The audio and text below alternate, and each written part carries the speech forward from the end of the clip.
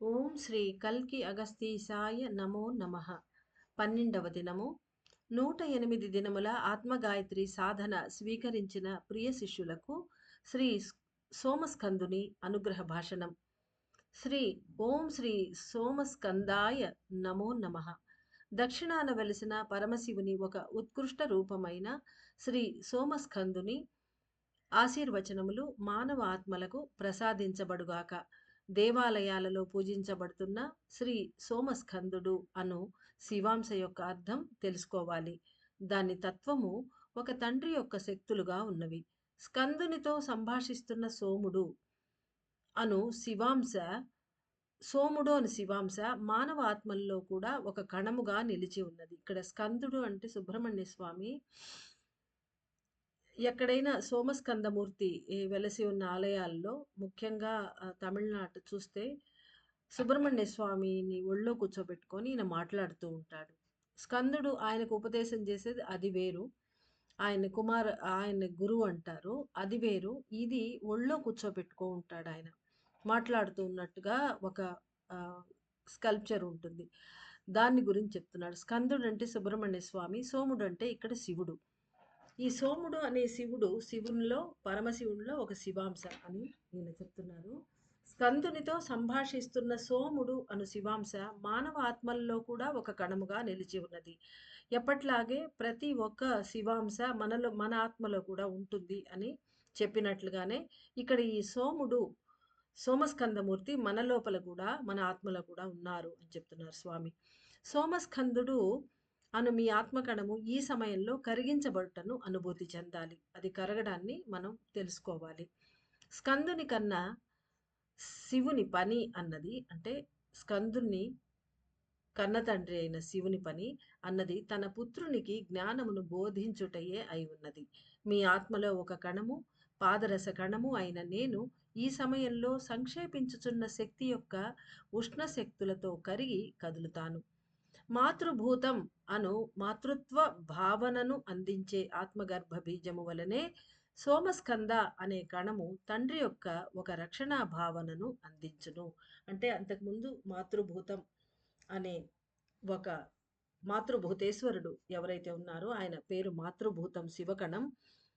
అది మాతృత్వ భావన మనలో పెంపొందిస్తుంది. ఇక్కడ పితృత్వ భావనను మనకు ఇది అందిస్తుంది. మాతృభూతం అను మాతృత్వ భావనను అందించే ఆత్మగర్భ బీజము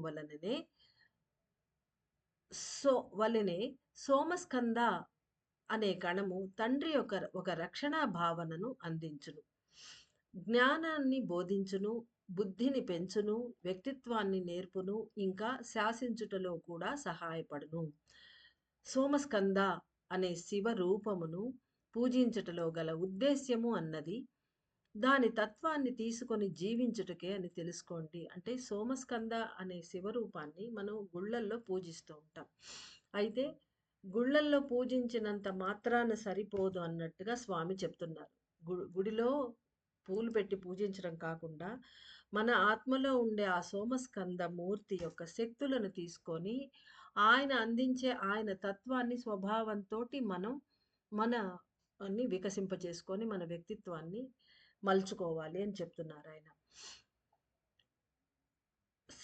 సోమస్కంద అనే శివరూపంలో పూజించట్లో గల ఉద్దేశం అన్నది దాని తత్వాన్ని తీసుకొని జీవించుటకే అని తెలుసుకోనండి. సోమస్కంద అనే పాదరస కణము ఒక మనిషి యొక్క శిరస్సులో బంధింపబడి ఉన్నది అంటే ఆ వ్యక్తి యొక్క తత్వము ఒక మంచి తండ్రిగా వికసించును అని తెలుసుకోవాలి మనం. అంతకుముందు నిన్నటి మాయన్ అనే కణము బంధించి ఉన్నప్పుడు మనకు దానికి నెగటివ్‌గా జరిగింది. అంటే మాయలో మనం ఇరుక్కుపోతాం. అది రిలీజ్ అయినప్పుడే ఆ మాయ తొలగించబడుతుంది స్వామి ద్వారా. ఇక్కడ సోమస్కంద అనే పాదరస కణం బంధింపబడి ఉన్నప్పుడు మనలో పితృత్వ భావన, అంటే బిడ్డలకు రక్షణ ఇవ్వాలి అనే భావన, వాళ్ళని తెలివితేటలు, బుద్ధి కుశలత ఇవన్నీ పెంచాలి. ఒక తండ్రి ఎలా అనుకుంటాడో అలాంటి భావాలు మనలో ఎక్కువ అవుతాయట. అలా ఉండడానికి కారణం ఈ సోమస్కంద కణము, పాదరస కణము మనలో ట్రాప్ అయిన సోల్ పార్టికల్‌గా ఉన్నప్పుడు. అని చెప్తున్నారు స్వామి. సోమస్కంద అనే పాదరస కణము ఒక మనిషి యొక్క శిరస్సులో బంధింపబడి ఉన్నది అంటే, ఆ వ్యక్తి యొక్క తత్వము ఒక మంచి తండ్రిగా వికసించును. లోకం మెచ్చుకునే విధంగా తన కన్నబిడ్డలను ఒకడు పెంచుతున్నాడు అంటే, ఆ మనిషి శిరస్సులో సోమస్కంద కణము చెరబడి ఉన్నది. అనగా బంధింపబడి ఉన్నది. ఈ భూమిపై ఎంతోమంది తండ్రులు తమ పిల్లలకు ఉన్నత విద్యలను బోధించి, వారిలో పలు విధములైన నైపుణ్యాలను పెంచుటకై కష్టపడుతూ ఉన్నారు. కొన్ని సమయాలలో తల్లిగా ఉండే ఆత్మ కూడా ఇదే విధంగా ప్రవర్తిస్తున్నది. ఈ విధంగా ఉండటానికి కారణము బంధింపబడి ఉన్న శ్రీ సోమస్కంధుని శక్తులే అని తెలుసుకోనండి. విడిపడి పైకి వెళ్ళిన సోమస్కంద కణము ఈ బ్రహ్మాండము నుండి ఉన్నతమైన శక్తులను పరమాత్మ కాంతి రూపంలో ఆకర్షించి అందిస్తూ ఉండును. మనకు తిరిజ్ఞానం బుక్‌లో చెప్పినట్టుగా 3 రకాల కాంతుల్లో పరమాత్మ కాంతి అనేది ఆఖరిది. శూన్యకాంతి. అది దాన్ని ఈ సోమస్కంద కణము బ్రహ్మాండం నుంచి తీసుకొని, అది కంటిన్యూయస్‌గా మనకు అందిస్తూనే ఉంటుంది మన లోపల. బిడ్డలను పెంచే తండ్రి లేదా తల్లి రూపము తీసుకున్న మానవ ఆత్మలకు అంటే తల్లిదండ్రులుగా ఉన్నప్పుడు అంటే తల్లి రూపంలో ఒక ఆత్మ ఉంటుంది, తండ్రి రూపంలో ఒక ఆత్మ ఉంటుంది. అలా ఉన్న ఆత్మలకు వారి జీవాణువు శ్రీ సోమస్కంద కణము యొక్క శక్తులనే ఆకర్షించి అందించును. అంటే ఒక తల్లి బిడ్డను కనింది అంటే, ఒక తండ్రి బిడ్డను కన్నాడంటే, వాళ్ళల్లో ఉండే జీవాణువు ప్రాణశక్తి ఏదైతే మన అణువులకు ఆహారం అందజేస్తూ ఉంటుందో ఆత్మ వెలుగును తీసుకొని, ఈ ఆత్మలో ఎప్పుడు ఏది కావాలో అది అమ్మ పెడుతుంది అంటారే, అది ఇదే అన్నమాట. అంటే మనకు తల్లిగా మనం మారినప్పుడు మాతృత్వ భావన పెంచే ఆ కణాన్ని కరిగించి మనకిస్తుంది. ఇక్కడ పితృత్వ ఇది కావాలి అంటే సోమస్కందమూర్తి ఆ కణశక్తులనే ఆకర్షించి అందిస్తుంది. తద్వారా వాళ్ళు మంచి పేరెంట్స్‌గా ఉంటారనమాట. అంటే అప్పుడు వాళ్ళకి కావాల్సింది వాళ్ళలోని అణువులకు ఆయా అణువుల శక్తులు మాత్రమే.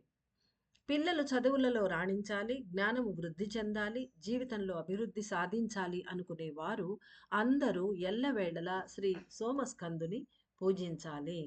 అది తల్లైనా, తండ్రైనా ఇద్దరికీ పిల్లల బాగోగులు కావాలి కాబట్టి ఎప్పుడు సదా సోమస్కందమూర్తిని కొలుచుకుంటే పిల్లలు అభివృద్ధి చెందుతారు జీవితంలో అంటున్నారు స్వామి.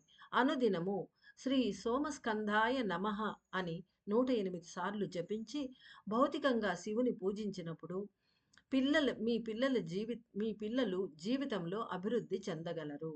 విద్య, జ్ఞానము, విజయము మొదలైనవి సోమస్కంద కణముచే అనుగ్రహింపబడే కాంతి శక్తులే కాగలవు.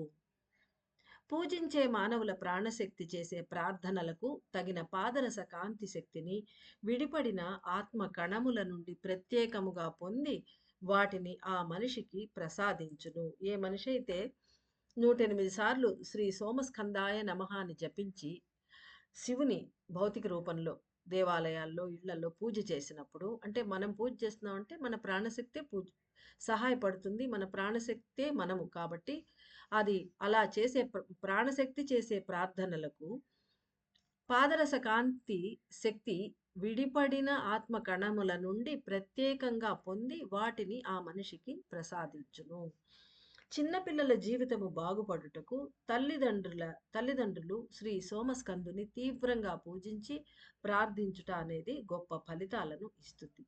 శ్రీ సోమస్కందుడు అనే ఆత్మకణము శ్రీచక్ర ధ్యాన సాధన చేసే ప్రియమైన ఆత్మలకు కరుగనారంభించును.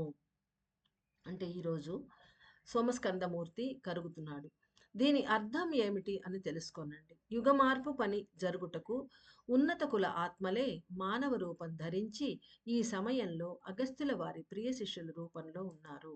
అంటే ఈరోజు సోమస్కందుడు కరుగుతున్నాడు అంటే దానికి ఇదంతా ఎలా జరుగుతోంది, ఎందుకు జరుగుతోంది, ఎందుకు ఆయన కరుగుతున్నాడు, శక్తులు ఇస్తున్నాడు అంటే దాని వెనకల రహస్యమైన కారణం చెప్తున్నారు స్వామి. ఈ సమయంలో అగస్త్యుల వారి ప్రియ శిష్యుల రూపంలో ఉన్నత కులాత్మలే మానవ రూపం ధరించి ఉన్నారు.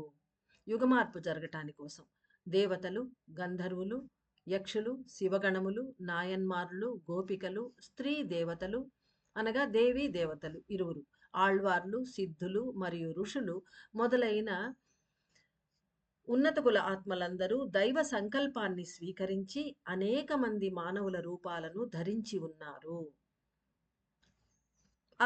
ఈ సమయంలో శివుడు శ్రీ స్కందుని వంటి శిశువులను అనగా కుమారస్వామి లాంటి శిశువులను ఇంకా ఇంకా కంటూనే ఉన్నాడు. అంటే ఆయన ఉత్పత్తి చేస్తూనే ఉన్నాడనమాట.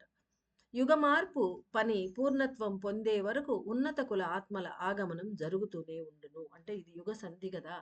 ఇప్పుడు సత్యయుగం ఆగమనం, కలియుగం ఆఖరు కాబట్టి ఇలాంటప్పుడు ఎంతెంత రాక్షస శక్తులు భూమి మీద పెరిగిపోతే అంతంత దేవతా శక్తులు, ఉన్నత కుల శక్తులు దైవానికి సహాయం పడి పరమాత్మ కార్యం నెరవేర్చేదానికి కిందకొస్తూ వచ్చి యుగ మార్పు పని చేస్తున్నారు అని సోమస్కంద స్వామి చెప్తున్నారు శివుడు. అయితే ఈ సమయంలో శివుడు శ్రీ స్కందుని వంటి శిశువులను ఇంకా ఇంకా కంటూనే ఉన్నాడు. యుగ మార్పు పని పూర్ణత్వం పొందే వరకు ఉన్నత కుల ఆత్మల ఆగమనం అంటే ఈ భూమిపైకి వాళ్ళు వస్తూనే ఉంటారు. జరుగుతూనే ఉండును. ఈ సమయంలో ఈ భూమిపై శ్రీచక్ర పూజా పద్ధతులు అన్నవి అత్యంత ప్రాముఖ్యత సంతరించుకొనుచున్నవి. ఇది మనందరికీ తెలుసు. ఈ మధ్య కాలంలో శ్రీచక్ర పూజలు, కుండల్ని అనడం, తర్వాత లలితా సహస్రనామం చదవడం ఇదంతా ఎక్కువైపోయింది. చాలామంది శ్రీ విద్య నేర్పించే గురువులు వెలికి వస్తున్నారు. కాబట్టి ఇది భూమి మీద జరుగుతుంది. ఇదంతా దైవ సంకల్పమే. ఇంక మీట ఎక్కువైపోతుందట. అంతకుముందు మెసేజ్‌లో గూడా మనకు చెప్పారు. చెప్పున్నారు ఒక కణము ఆ శివాంశ ఏం చెప్పారంటే, ఇక మీట శ్రీచక్ర పూజా పద్ధతి అనేది ఒక ఆచారంగా మారిపోతుంది భూమి మీద అని చెప్పారు. రక్తంలో కలిసే పాదరస శక్తులన్నీయు పనులలో అనేక మార్పులను ఏర్పరచును. సోమస్కందుడనైన నా నివాస స్థానము దేవి యొక్క శక్తుల మూలాన కరిగి కదలిక ఏర్పడినందున మీ తత్వం అనేది మార్పు చెందును. ఈయన నివాస స్థానం కరుగుతుందంటే ఈయన కూడా కరుగుతాడనమాట. కరిగినప్పుడు ఆయన కరిగి మన రక్తంలో కలుస్తాడు కాబట్టి మన తత్వంలో మార్పొస్తుంది. నా శక్తులు రక్తములో పాదరస ఆమ్లముగా కలియవు. ఇంతవరకు అన్ని శివకణాలు, శివాంశలు రక్తంలో పాదరస ఆమ్లంగా కలుస్తున్నాయి. ఈయన మట్టుకు కలవడట. అందుకు బదులుగా కాంతి పోగులుగానే కలియును. అంటే లైట్ ఫైబర్స్ లాగానే ఈయన లోపల కలుస్తాడు. ఈయన కరిగిన పాదరసం నుంచి లైట్ ఫైబర్స్ ఉత్పత్తవుతాయి. అవి మన ఆత్మలో అలానే కలుస్తాయి. పాదరసము కరిగినచో ఆమ్లముగా మారిపోవును అన్నదే సత్యము. అయితే చాలా అరుదుగా, చాలా కొద్ది అపూర్వమైన ఆత్మకణములు మాత్రమే కరిగే సమయంలో ఆమ్లముగానో, ఆమ్ల వాయువుగానో ఏర్పడవు. అంటే నిన్న మాయన్ ఆయన కరిగినప్పుడు ఆమ్ల వాయువుగా బయటికి ధూమ్ర మండలం ఏర్పరిచారు. అలా ఉంటుంది. అలా కాకుండా కొన్ని అరుదైన అంటే ఎక్సెప్షన్ కేసుల్లో కొన్ని అపురూపమైన అరుదైన కణాలు కరిగినప్పుడు ఇలా ఆమ్లంగా మారడమో, ఆమ్ల వాయువుగా ఏర్పడటమో జరగదు అంటున్నారు. అందుకు బదులుగా కాంతి రూపంలోనే వెలికి వచ్చును. ఈ సమయంలో సోమస్కంద కణము మీ బ్రెయిన్‌లో కరుగుటను మీరు తెలుసుకోవాలి. ఈ రోజంతయు శిరస్సులో అనేక రంగుల కాంతి పోగులు పరుచుకొని పనిచేయును. అంటే ధ్యానంలో వి కెన్ సీ అని చెప్తున్నారు స్వామి. రక్తము సోమస్కందుని పలు వర్ణముల కాంతి కిరణములను స్వీకరించి తనలో కలుపుకొనును. కన్నులు మూసుకొని సోమస్కందాయ నమః అని భక్తితో కరిగి ధ్యానించండి. మీ బ్రెయిన్ లోపల కాంతి పోగులు అనేక వర్ణములతో ఒక ఇంద్రధనుస్సు వలె విచ్చుకొని పరచుకొనుటను అనుభూతి చెందవచ్చును.